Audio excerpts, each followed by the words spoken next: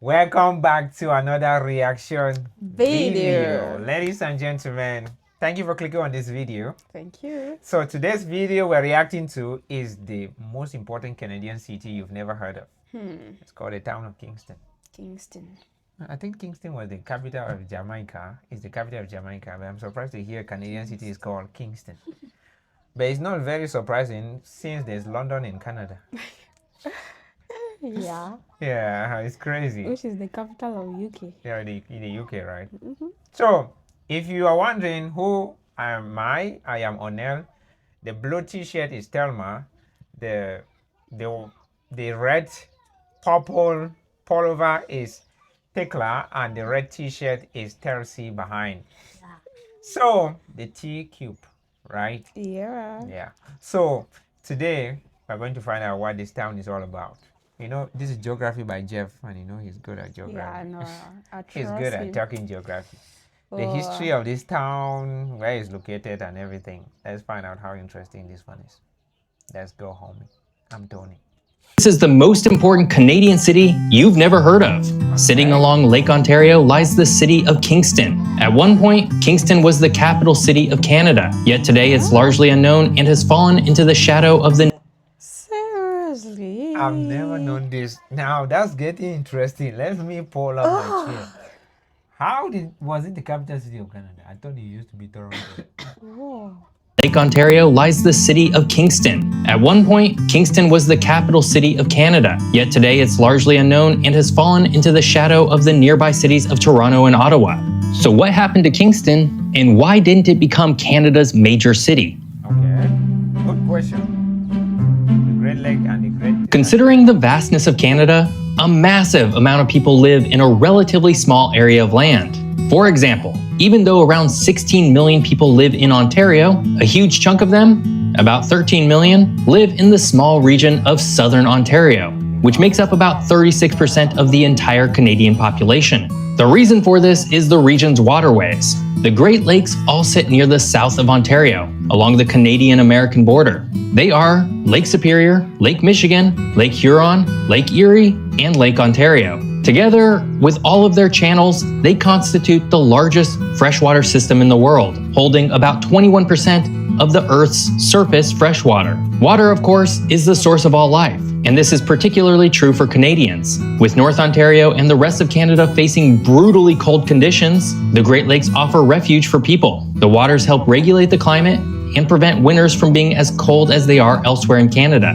As a result, the region of southern Ontario has a humid continental climate with summer highs of around 29 degrees Celsius and winter lows dropping as far as negative 30 degrees Celsius. Despite this big swing in temperatures, southern Ontario is much more suited to human habitation compared to the north. This humid continental climate allows for the ideal soil conditions for agriculture. The area surrounding Lake Ontario and the St. Lawrence River is known as the Mixed Wood Plains and offers a large variety of soil and tree types. A prime example of these ideal conditions lies about 50 kilometers north of Lake Ontario, in a region known as the Holland Marsh. This is a wetland that has come to be known as Ontario's vegetable basket, in reference to its highly fertile organic soils. That is known as Ontario's vegetable basket. meaning that they produce a lot of vegetables. They produce a lot of food. There are a lot Just of generally agricultural activity there. The most fertile place, that's what they say. Again, let's hear what exactly he said. The area surrounding Lake Ontario and the St. Lawrence River is known as the Mixed Wood Plains and offers a large variety of soil and tree types. A prime example of these ideal conditions lies about 50 kilometers north of Lake Ontario, in a region known as the Holland Marsh. This is a wetland that has come to be known as Ontario's vegetable basket, in reference to its highly fertile organic soils. The waters also provide drinking water, fishing access, and transportation routes for cargo. So it makes sense as to why so many people chose southern Ontario to be their home. Question though, like what is mostly produced in Ontario? it's a vegetable basket.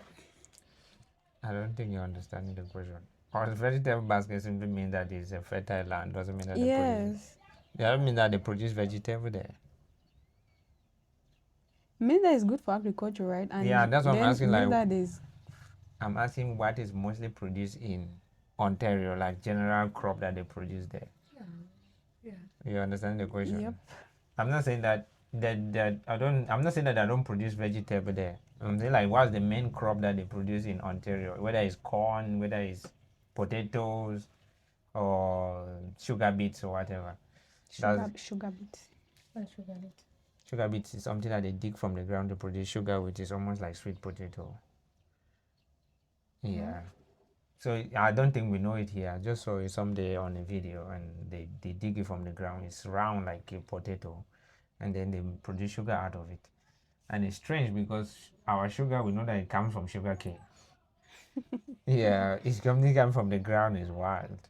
This is where the city of Kingston comes in. Kingston is located at the far northeastern end of Lake Ontario, which is the smallest of the 5 Great Lakes, with a surface area of about 18,970 square kilometers. To the east of Kingston lies the St. Lawrence River. This 500-kilometer-long river sprawls in a northeastern direction, eventually reaching the Atlantic Ocean through the St. Lawrence estuary. This river is vitally important for Canada, as it offers the country a direct line of shipping from its fertile interior regions to other ports around the world. Suffice it to say, without the St. Lawrence River, Canada today would look very different. Which brings us to the question of this video.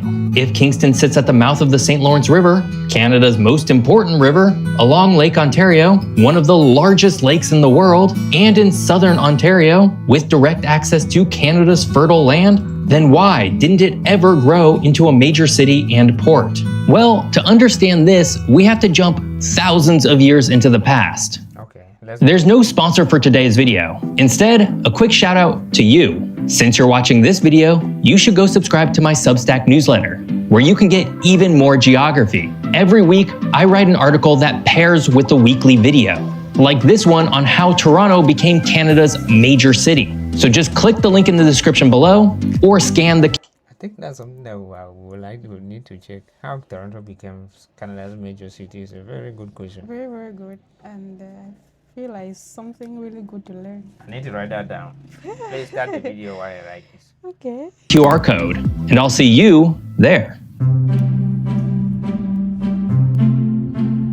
The history of Canada is steeped in war and water. Of course, the first people to inhabit the areas around modern-day Kingston were the indigenous Mississaugas people, a tribe composed largely of Anishinaabe-speaking peoples. It's estimated that the presence of different indigenous groups in the region date back as far as 9,000 years, with the first permanent encampments in the Kingston area dating back to the year 900 Common Era. But things eventually changed as European settlers made their way across the Atlantic. Throughout the 1600s, European explorers continued to venture further and further into North America. But as they traveled more inland, it became increasingly difficult for them to return to their settlements along the Atlantic coast. Transportation was slow, and roads were non-existent. Because of this, new towns and outposts were constructed across the region, particularly along navigable rivers, which made travel and transportation easy by comparison. Of the European colonists who explored North America, it was mainly the French who focused on interior Canada, which was considered part of a vast region known as New France, that stretched from the mouth of the St. Lawrence River through interior Canada and the Great Lakes, and all the way south along the Mississippi River to the now American city of New Orleans. Despite its namesake today, it would be the French who would first settle Kingston. Kingston, initially named Cataraqui, was established in 1673 by Louis de Bois de Frontenac, the governor of New France at the time. And the question is, you have that Chateau de Frontenac in Quebec, right? Mm-hmm. Is it named after this Frontenac? It could be.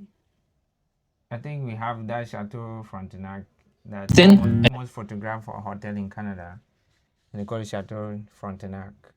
Initially named Cataraqui, was established in 1673 by Louis de Bois de Frontenac, the governor of New France at the time. And the town was a strategically chosen location for a new town and military fort, as its nearby bodies of water made transport into and out of the area much less challenging. Not only was the town set up to establish a military presence in the region, but also as a means of engaging in the fur trade, the primary economic engine for New France at the time. And because there was an abundance of animals residing by the nearby lakes, this made for a natural area where trade could occur. Throughout the 1600s and 1700s, there were countless wars and battles between the French, the British, and different indigenous tribes. Large portions of land across Canada were constantly being contested, so there were many different understandings of what Canada actually was. Was it French? Was it English? Was it neither? This all changed in 1763, when the British forces defeated the French to win the 7 Years' War, a war more locally known as the French and Indian War. As a result, the Treaty of Paris was signed. Here, France officially relinquished large pieces of Canada to Britain. Cataraqui was now under British control and was renamed Kingston. After this, trading and transport ramped up significantly in Kingston, as it quickly developed into the #1 city for both economic and military purposes. The region of southern Ontario was surveyed in greater detail by Britain, and the area surrounding Kingston, in particular, was praised for having all of the necessary resources for a major city to be built around. The Mixed Wood Plains ecozone contained an enormous amount of both deciduous and coniferous tree species, so timber became one of the greatest exports from Kingston. There's one more waterway that drew people to Kingston, but this one was built by humans. At the time, because such huge amounts of goods and materials were being transported out of the region, it was necessary for a canal to be constructed to connect Kingston with Ottawa and furthermore, eastern Canada. In 1832, the Rideau Canal was constructed to the north of Kingston. This not only made the transportation of goods safer by no longer having to navigate challenging parts of the St. Lawrence River, but transportation was now much faster. The construction of the Rideau Canal had a big effect on the passage of water in the area, but had an Same as though the canal is still there today. Is it that city that people are transported, like to walk on the city, you have to... Like you have to walk in the city, you use a boat. Yes. No, I don't think it's this one. Which Canadian city were we watching? It was a Canadian city, right? Mm-hmm. Oh Imagine my that you God. have to go and visit your friend, you enter boat. They enter a boat. Go buy Maggie, jump, enter boat. You're going to the store, enter the boat. Wait, Please, we're sorry. Our neighbors are just kind of a bit too noisy. they are doing play and hide. They're playing. Oh my God. a big effect on the passage of water in the area, but had an even bigger effect on the passage of time in Canada. Suddenly, getting goods from the interior of Canada to Kingston was quick and easy. Then came 1840. It's not a colorful city. What's You're making a that? mistake. That's a shipyard. Those are containers. Oh my God. Those are containers. Those containers that those People can. live in, right? No, they carry goods like when somebody is importing a car, you're importing mattresses or goods from China. You always see them on big trucks here. Yeah, but when here, sometimes when you bring it here, people can cut it and put and then create their small store there or live there. I think even white people, Canadian people, they also make houses out of this and live there. But primarily, it's used for transporting goods on the ship. Yeah, so. It's almost looking like a city. I think I thought it was a colorful city. no, those are just containers. Suddenly, getting goods from the interior of Canada to Kingston was quick and easy. Then came 1840 and the Act of Union was signed, officially recognizing Canada as a united province. And, as a result, Canada needed a capital city. Now, let's think. Which city at the time had a strategic location, large amounts of resources, and was easily accessible by water? That's right, it was Kingston, which officially became the first capital city of Canada in 1841. From here, you'd be safe in assuming that Kingston would continue to thrive and would eventually grow into a major Canadian metropolis. A quick history question though. 1841, that means Canada already existed. But we know that the Confederation of Canada was signed in 1867. So that means that Canada existed before they signed their confederation. It's possible. I thought they got their independence in 1867. But before that, they Yeah. already existed. they existed before they got their independence. Yeah, that's a smart one. Yeah. Makes sense. That's a good one. But if she's not correct, guys, then just for the benefit of the doubt. But I think she's most likely plausibly correct. To thrive and would eventually grow into a major Canadian metropolis. But things very quickly fell apart. Kingston would only hold capital city status for 3 years, being stripped of the honor in 1844. So this raises the question, what exactly went wrong? In the decades after the War of 1812, Britain feared that Canada could potentially be invaded by America.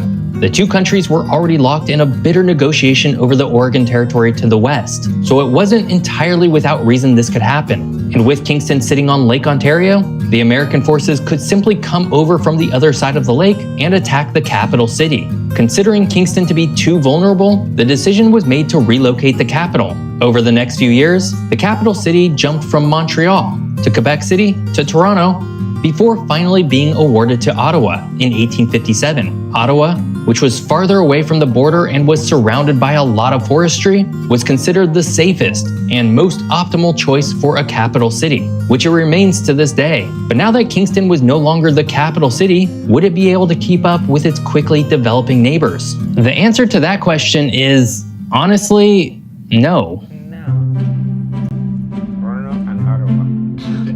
In 1867, the British North America Act was passed, and Canada became a federated country. From here, Canada began to enter the modern era. Of Kingston's two neighboring major cities, Toronto and Ottawa, both cities began to develop their own unique identity. Ottawa, as the designated capital city, quickly shifted into the political center of Canada, while Toronto soon emerged as the economic center. People flocked to each city in search of a better life, and Toronto and Ottawa both began to rapidly grow in size. Toronto first saw a massive surge in immigration in the second half of the 1800s, with Irish people in particular coming to the city, fleeing from a potato famine back home. Over the course of 40 years, from 1851 to 1891, the population of Toronto multiplied in size 6 times over, leaping from 30,000 to 180,000 people. As is the case with every country in the world, the bigger cities were given more resources and funding to accommodate their larger populations. As they neared the late 1800s, new train lines were constructed around the country,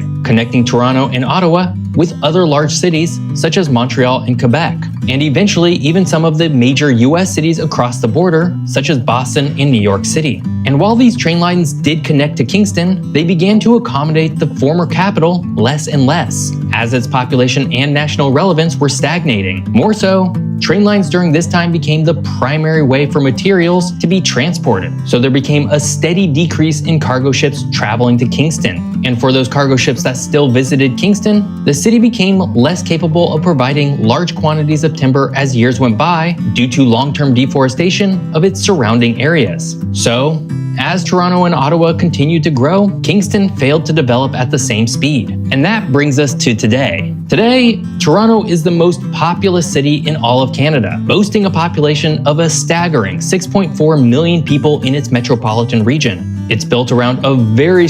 That was huge. Telling you. But I think our city is also packing. Yeah, not in the same way. You mean here in Yaoundé? Yeah. When I Like- came here in Yaoundé, yeah. You wanted to ask? No, just. When I came in Yaoundé, I think the population was about 2.5 million. And in less than 10 years, it's gone from 2.5 million to 5.3 million. That's more than times 2. Yeah, because partly due to the crisis in the northwest and the southwest of the provinces, so mostly people have escaped, and then also the hard life in the northern part of the country. Yeah.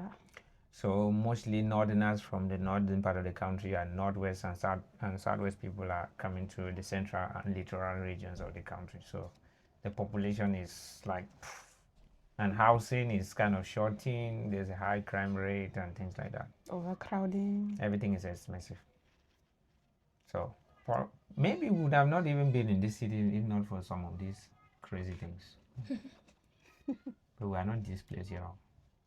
a staggering 6.4 million people in its metropolitan region. It's built around a very strong service and knowledge economy, meaning that its workforce is highly educated and the city is home to a large array of specialized jobs. As an example, it is the heart of Canada's financial sector. The country's major banks are mostly based there, as well as many of the world's leading technology companies. On top of this, it It holds the Toronto Stock Exchange, the home of the Canadian stock market. Meanwhile, Ottawa is a mere 90 miles north from Kingston, and although a fraction of the size of Toronto, Ottawa still holds a population of about 1.4 million people. And as the nation's capital, it's home to countless government departments and agencies. As for Kingston itself, the major city that never was, it has a population of around 170,000 people today, which isn't too small, but it certainly never became the major city that it was once envisioned to be. Now, all that said, it isn't all doom and gloom for the city. Kingston has recently developed a reputation as a culture and tourism hotspot, with the city hosting several film and music festivals every year. Also, they still make great use of their access to water, with water sports being a popular pastime. So, if you prefer a slower and more relaxed way of living, Kingston may just be the place for you. There's a great irony in Kingston's history. The city's rise came as a result of its proximity to Lake Ontario, and its fall also came as a result of its proximity to Lake Ontario.